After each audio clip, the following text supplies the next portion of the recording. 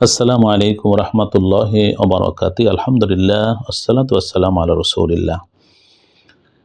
শবে বরাত বা লাইলাতুন নিসফি মিন শাবান বা লাইলাতুম মুবারাকা আমাদের কাছে এসেছে। এটি মহিমান্বিত রজনী। শাবান মাসের 14 তারিখ দিন গিয়ে যে রাত, সেটি হচ্ছে শাবান মাসের মধ্য রজনী, যেটি পবিত্র হাদিসে বলেছে লাইলাতুন নিসফি মিন শাবান, এবং পবিত্র কোরআনে লাইলাতুম মুবারাকা হিসেবে যে রাত্রির প্রতি ইঙ্গিত দেওয়া হয়েছে, সেটাকেই আমরা শবে বরাত হিসেবে চিনে থাকি। এটি অত্যন্ত মর্যাদাপূর্ণ রাত। এই রাতে ইবাদত বন্দেগী করা খুবই মর্যাদার, খুবই সম্মানের, এবং পরদিন রোজা পালন করা অত্যন্ত তাৎপর্যপূর্ণ।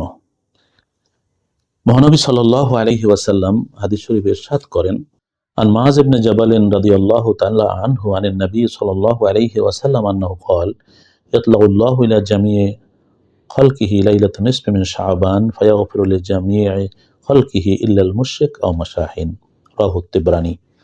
তিবরানী শরীফে বর্ণিত হাদিসটি হযরত মুআয বিন জাবাল রাদিয়াল্লাহু তাআলা আনহু বলেন যে নবী সাল্লাল্লাহু আলাইহি ওয়াসাল্লাম বলেছেন, মধ্য শাবানের রাত্রিতে মহান আল্লাহ রহমতের ভান্ডার নিয়ে তার সকল সৃষ্টির প্রতি এক বিশেষ ভূমিকায় অবতীর্ণ হন এবং এ রাত্রিতে মুশরিক অথবা হিংসুক ব্যক্তি ছাড়া সকলকে ক্ষমা করে দেন। সুবহানাল্লাহ।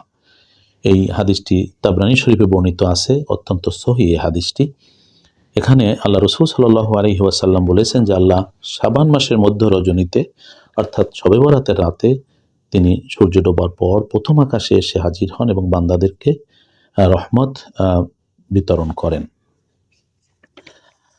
আমরা যদি আরেকটি হাদিস দেখি তাহলে আমরা দেখতে পাই যে রাসূল আকরাম সাল্লাল্লাহু আলাইহি ওয়াসাল্লাম বলেছেন, আবু মুসা আশারী রাদিয়াল্লাহু তাআলা আনহু থেকে বর্ণিত হাদিস, আর রাসূলুল্লাহ সাল্লাল্লাহু আলাইহি ওয়াসাল্লাম ইন্নাল্লাহা লা ইয়াতলু ফি লাইলাতিন নিসফি মিন শাবান ফায়াগফিরু লিজামিই খালকিহি ইল্লাল মুশরিক আও মাশাহিন। এটি ইবনে মাজাহ শরীফে উল্লেখ আছে। আবু মুসা আশারী রাদিয়াল্লাহু থেকে বর্ণিত, তিনি বলছেন রাসূলুল্লাহ সাল্লাল্লাহু আলাইহি ওয়াসাল্লাম বলেছেন, মহান আল্লাহ শাবান মাসের মধ্য রজনীতে তিনি আবির্ভূত হন, সেই রাত্রিতে মুশরিক এবং হিংসুক ছাড়া সকলকে ক্ষমা করে দেন। এটিও পূর্ব হাদিসটির অর্থের সাথে সামঞ্জস্যপূর্ণ। এটিও অত্যন্ত সহিহ একটি হাদিস। হাদিস শরীফের মধ্যে এসেছে, রাসূল পাক সাল্লাল্লাহু আলাইহি ওয়াসাল্লাম বলেন যে নিসফে শাবান বা শাবান মাসের মধ্য রজনীতে আল্লাহ রাব্বুল আলামিন প্রথম আসমানে আগমন করেন, অতঃপর তিনি তার বান্দাদেরকে ক্ষমা করে দেন। তবে যে ব্যক্তি আল্লাহর সাথে শিরক করে কিংবা আপন ভাইয়ের সাথে হিংসা বিদ্বেষ পোষণ করে, আল্লাহ তাকে ক্ষমা করেন না। এটিও অত্যন্ত সহিহ একটি হাদিস। অন্য হাদিসে বর্ণিত রয়েছে, হযরত আয়েশা সিদ্দিকা রাদিয়াল্লাহু তাআলা আনহা বর্ণনা করেন, হযরত আয়েশা সিদ্দিকা রাদিয়াল্লাহু তাআলা আনহা থেকে বর্ণিত, তিনি বলেন, আমি একদা এক রাত্রিতে রাসূল পাক সাল্লাল্লাহু আলাইহি ওয়াসাল্লামকে হারিয়ে ফেললাম, অর্থাৎ আমি তাকে ঘরে খুঁজে পেলাম না। তাকে তালাশ করার জন্য বেরিয়ে পড়লাম। খুঁজতে খুঁজতে এক পর্যায়ে জান্নাতুল বাকিতে গিয়ে তাকে পেলাম। আমাকে দেখে তিনি বললেন, আয়েশা, তুমি কি মনে করেছো যে মহান আল্লাহ তার রাসূল তোমার উপর জুলুম করবেন? হযরত আয়েশা রাদিয়াল্লাহু তাআলা আনহা বললেন, হে আল্লাহর রাসূল, আমি মনে করেছি আপনি হয়তো অন্য কোনো স্ত্রীর ঘরে গমন করেছেন। অতঃপর রাসূল আকরাম সাল্লাল্লাহু আলাইহি ওয়াসাল্লাম বললেন, নিশ্চয়ই মহান আল্লাহ শাবান মাসের মধ্যবর্তী রাত্রিতে প্রথম আকাশে অবতীর্ণ হন এবং বনু কালবের যত বকরি আছে তাদের বকরির গায়ে যত পশম আছে তার চেয়ে বেশি লোককে ক্ষমা করে দেন। তিরমিজি শরীফে হাদিসটি বর্ণিত হয়েছে। এখানে আমরা জানতে পারলাম যে রাসূল আকরাম সাল্লাল্লাহু আলাইহি ওয়াসাল্লাম আয়েশা সিদ্দিকা রাদিয়াল্লাহু তাআলা আনহার পাশে নিদ্রিত অবস্থায় ছিলেন। রাতে যখন আয়েশা সিদ্দিকা রাদিয়াল্লাহু আনহার ঘুম ভেঙে যায়, তখন তাকে না পেয়ে তিনি খোঁজ করলেন এবং খোঁজ করতে এক পর্যায়ে গিয়ে জান্নাতুল বাকিতে গিয়ে নবীজিকে পেলেন। তখন নবীজি আয়েশা সিদ্দিকা রাদিয়াল্লাহু তাআলা আনহাকে বললেন যে এটি হচ্ছে শাবান মাসের মধ্য রজনী, অর্থাৎ এই শবে বরাতের রাত বা শবে বরাত। আল্লাহ প্রথম আকাশে অবতীর্ণ করেন এবং অনেক অনেক অগণিত বান্দাকে ক্ষমা করেন। তিনি উদাহরণস্বরূপ বললেন যে বনি কালবের যত বকরি আছে তার গায়ে যত পশম আছে তার চেয়েও বেশি লোককে তিনি ক্ষমা করে দেন। আরবের এটি বিখ্যাত গোত্র, তারা বকরি পালন করত, বকরি চড়াতো, এর ব্যবসা করত। তাদের বকরির সংখ্যা ছিল অসংখ্য এবং ঐতিহাসিকরা লিখেছেন যে তাদের বকরি এত বেশি ছিল, যখন তারা বিক্রি করে ফেলতো তখনও তাদের 40,000-এর বেশি বকরি থাকতো। আল্লাহু আকবার। তাহলে মনে চিন্তা করা যায় যে কত বকরি তাদের ছিল এবং কত কোটি কোটি পশম। আল্লাহ পাক আসলে মহান, তিনি অসীম দয়াবান, তিনি বান্দাকে মাফ করেন। তো হাদিস দ্বারা আমরা একটা শিক্ষা পেলাম যে এই রাতে ইবাদতকারীকে আল্লাহ রব্বুল আলামিন ক্ষমা করে দিবেন ইনশাআল্লাহ। আমরা আরেকটি হাদিস আলোচনা করতে পারি। হযরত ওসমান বিন আবিল আস রাদিয়াল্লাহু তাআলা আনহু থেকে বর্ণিত, তিনি বলছেন রাসূল আকরাম সাল্লাল্লাহু আলাইহি ওয়াসাল্লাম থেকে বর্ণনা করছেন, তিনি বলছেন যে যখন শাবান মাসের মধ্যবর্তী রাতের আগমন ঘটে, তখন আল্লাহর পক্ষ থেকে একজন ঘোষক এ মর্মে ঘোষণা দেন যে আসো কোনো ক্ষমা প্রার্থী, আমি তাকে ক্ষমা করে দেব, আসো কোনো যাচনাকারী, তাকে আমি যা চাইবে তা দিব। এভাবে তিনি ডাকতে থাকেন। সুবহানাল্লাহ।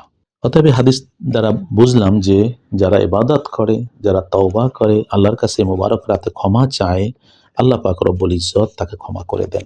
হযরত আলী রাদিয়াল্লাহু আনহু বর্ণিত, তিনি বলছেন রাসূল পাক সাল্লাল্লাহু আলাইহি ওয়াসাল্লাম বলেছেন, যখন শাবান মাসের মধ্যরাত্রির আগমন ঘটে, তখন তোমরা সেই রাতে জাগরিত থেকে ইবাদত করো এবং পরের দিন রোজা পালন করো।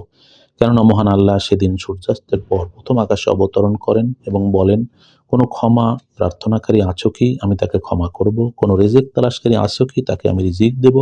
কোনো বিপদগ্রস্ত ব্যক্তি আছো কি, তাকে আমি বিপদ মুক্ত করে দেব। এভাবে ভোর পর্যন্ত আল্লাহর পক্ষ থেকে ঘোষণা অব্যাহত থাকে।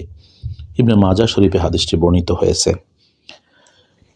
এই হাদিস দ্বারা আমরা বুঝলাম যে হযরত আলী রাদিয়াল্লাহু আনহু বর্ণিত হাদিস, যে আল্লাহ রাসূলের সরাসরি নির্দেশ যে তোমরা রাতে ইবাদত করো, নামাজ পড়ো, বন্দেগী করো এবং দিনের বেলা রোজা রাখো। ফাকুমু লাইলাহা, রাতে তোমরা দাঁড়িয়ে যাও, জাগ্রত থাকো। তার মানে হচ্ছে দাঁড়িয়ে নামাজ পড়বে এবং ইবাদত বন্দেগী করবে আর দিনের বেলা রোজা রাখবে। অর্থাৎ এই মোবারক রাত বিশেষ ইবাদত বন্দেগী করা এই হাদিসের মূল বক্তব্য। এরকম অসংখ্য হাদিস আছে যেখানে রাসূল আকরাম সাল্লাল্লাহু আলাইহি ওয়াসাল্লামের থেকে বর্ণিত, তিনি বলছেন যে তোমরা রাতভর ইবাদত বন্দেগী করো এবং দিনের বেলা রোজা রাখো। এমনিতেও 15 তারিখ তো রোজা রাখা সুন্নাহ, আইয়ামে বীজের মধ্যে পড়ে যায়। তাছাড়াও শবে বরাত হওয়ায় এটি আরো তাৎপর্যপূর্ণ হয়ে যায়। সেজন্য এরকম অসংখ্য হাদিস রয়েছে যেখানে শাবান মাসের মধ্য রজনীতে নামাজ পড়া, ইবাদত বন্দেগী করা এবং পরের দিন রোজা পালন করার কথা উল্লেখ করা হয়েছে। অতএব আমরা এটি করতে পারি। নিশ্চয়ই প্রতিদিন 5 ওয়াক্ত নামাজ ফরজ, সেটা তো আমরা পড়বই। পাশাপাশি এই যে বিশেষ বিশেষ রাত দিনগুলো, এগুলো এই উম্মতের জন্য আল্লাহ বিশেষভাবে উপহার দিয়েছেন যে বেশি বেশি সওয়াব লাভ করা যায়। তা আমরা নিশ্চয়ই এগুলো করব এবং বেশি সওয়াব লাভ করার জন্য চেষ্টা করব। বিভিন্ন হাদিস পড়ে যেটি জানা যায় যে এই মোবারক রাতে আল্লাহ রাব্বুল আলামিন ক্ষমা করবেন না যারা হিংসা পোষণ করে, যারা শিরক করে, যারা কাউকে হত্যা করে অন্যায়ভাবে, আত্মীয়তার সম্পর্ক ছিন্ন করে, যারা টাকনুর নিচে কাপড় ঝুলিয়ে পড়ে, যারা মদ পান করে, যারা পিতামাতার সাথে দুর্ব্যবহার করে, যারা জাদুকর, সুদখোর, ঘুষখোর, এভাবে গান বাজনা করে, গণক যারা, জালেম যারা, ভাগ্য গণনাকারী যারা, এ ধরনের বেশ কিছু আছে যেগুলো গুনায়ে কাবীরা, তার ক্ষমা করবেন না। হ্যাঁ, তারাও ক্ষমা পেতে পারেন খালিস তওবা, তওবায়ে নাসুহা করে। যদি তারা দিনের উপরে মজবুত হয়ে যান, আল্লাহ নিশ্চয়ই গফুরুর রহিম, তাদেরকে ক্ষমা করতে পারেন। তো সেই জন্য এই মোবারক রাতে আমরা বেশি বেশি বন্দেগী করব। তাহলে প্রশ্ন থাকে, আমরা কি করব এই মোবারক রাতে? এই মোবারক রাতে আমরা প্রথমত মাগরিবের নামাজ জামাতের সাথে, এশার নামাজ জামাতের সাথে, ফজরের নামাজ জামাতের সাথে আদায় অবশ্যই করব। দ্বিতীয়ত যেটা, যে ফাঁকে মাগরিবের পর, এশার পর আমরা বেশি বেশি নফল নামাজ পড়ব, তাহাজ্জুদের নামাজ পড়ব, আমরা সালাতুত তাসবিহ অত্যন্ত তাৎপর্যপূর্ণ নামাজ, সেটি আমরা পড়তে পারি। তাহাজ্জুদের নামাজ পড়ব এবং বেশি বেশি নফল নামাজ পড়ব। আমরা 2 রাকাত করে, যত বেশি এই রাতে করাকাত পড়তে হবে, কোন সূরা পড়তে হবে, এই প্রশ্ন আসলে অতিরিক্ত। আপনি যে সূরা দিয়েই পড়েন 2 রাকাত করে, যত ইচ্ছা নফল নামাজ পড়বেন আল্লাহকে খুশি করবার জন্য। এরপরে যেটি করতে পারি, বেশি বেশি করে দরুদ ও সালাম নবী সাল্লাল্লাহু আলাইহি ওয়াসাল্লামের উপরে এই মুবারক রাত দরুদ ও সালাম বেশি বেশি করে পড়া। কোরআন তেলাওয়াত করা, আফজালু যিকরি তেলাওয়াত, সবচেয়ে উত্তম জিকির তেলাওয়াত, কোরআন তেলাওয়াত। মৃত ব্যক্তিদের কবর জিয়ারত করতে পারি। নবী সাল্লাল্লাহু আলাইহি ওয়াসাল্লাম জান্নাতুল বাকি জিয়ারত করেছেন। হ্যাঁ, যাদের যাদের মৃত কবর জিয়ারত করবেন, কবর দূরে, রাতে নিরাপত্তাজনিত নানান কারণে বের হওয়ার প্রয়োজন নাই, বাসায় বসে তাদের জন্য দোয়া করতে পারবেন, অসুবিধা নেই। ইদানিং দেখা যায় কিছু লোক কবর জিয়ারতের নামে হই হুল্লোড় করে, রাস্তায় যাওয়া আসা করে। এগুলো ঠিক না। কবরস্থানে নিশ্চয়ই যাওয়া পুণ্যের কাজ, জিয়ারত করা, দোয়া করা, কিন্তু যেতে হবে ভাব গাম্ভীর্যের সাথে, দোয়া তাসবিহ পড়তে পড়তে। এটি খেয়াল রাখা দরকার। তওবা করতে হবে আমাদেরকে, চোখের পানি ছেড়ে আল্লাহর কাছে সকল গুনাহ খাতা থেকে জীবনের যত গুনাহ করেছি সেটি তওবা করতে হবে। এই মোবারক রাতে কিছু সময় জিকির আজকার পড়তে পারি, তাসবিহ তাহলিল পড়তে পারি, দেশের জন্য, সবার জন্য, উম্মতে মুহাম্মদের জন্য দোয়া করতে পারি। এগুলো আমরা করব। আর কিছু কিছু বাজে অভ্যাস, বেদাতি অভ্যাস, এগুলোর থেকে আমরা বেঁচে থাকব। যেমন ইবাদত বন্দেগী বাদ দিয়ে হালুয়া রুটিতে ব্যস্ত থাকা। হালুয়া রুটি খাওয়া কোনো দোষ নেই, কিন্তু ইবাদতের রাতে এগুলো নিয়ে ব্যস্ত থাকা মোটেই ঠিক নয়। আর এটিও মনে করা উচিত নয় যে এই রাতে হালুয়া রুটি বানাতেই হবে, এটি নয়। আপনি রুটি খাবেন, অন্য রাতেও খান, এ রাতেও খাবেন, হালুয়া খেতে চান খাবেন, কিন্তু এই রাতে খেতে হবে, বানাতেই হবে। অর্থাৎ এই মোবারক রাতটিকে এই কাজে ব্যবহার করার কোনো কারণ নেই। বাড়িঘর, দোকান, মসজিদ ইত্যাদি আলোকসজ্জা করা অযথা খরচ, এটি ঠিক নয়। পটকা ফুটানোর ভয়ঙ্কর পাপ, এটি কোনোভাবে যাতে না হয় সেটি খেয়াল রাখা দরকার। আতশবাজি, বোমাবাজি, তারাবাতি, মরিচবাতি, এগুলো একেবারে না যায়, যেগুলি করা যাবে না। মেলা বসানো, এগুলোর থেকে বিরত থাকতে হবে। তাহলে আসুন এই মোবারক রাতটি আমরা ইবাদত বন্দেগীর মাধ্যমে আমরা কাটাই। কোরআন তেলাওয়াত, বেশি বেশি করে দুরূদ সালাম, বেশি বেশি নফল নামাজ এবং জিকির আজকার, তাসবিহ তাহলিল, তাওবা,